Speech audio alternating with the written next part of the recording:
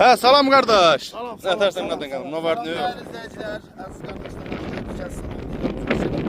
videonu like verin, videonu ahire kadar izleyin. Değerli izleyiciler, bu gördüğünüz hayvanlar satılır. 500 baş hayvanı. Buyur gəsək. Değerli izleyiciler, bu mal hayvanıyla barter olur. Kim istəsə bax bunları görsən, hamısı qara dolaqdır. Baxın, baxın. Bax belə çəkirik. Videonu da ahire kadar izleyin değerli izleyiciler. Hayvanın hamısını ayrı-ayrılıqda belə çəkəcəyim, baxın. Maşallah olsun, super eyvah.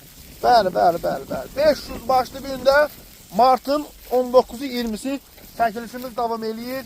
Sən dedin qardaş, bunun mal olsa malla. Malla bəli, barter olunur.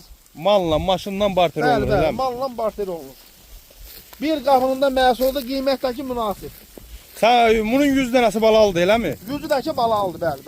Hə, demək dəyərli izləyicilər, 500 başı, 500 dənəsi belə boğazdır, 100 dənəsi də doğur. 100 dənəsdəki ana baladır. Şappa-şap doğrayan maşallah olsun. Şappa-şap doğrayan. Yəni belə kom razılaşan olsa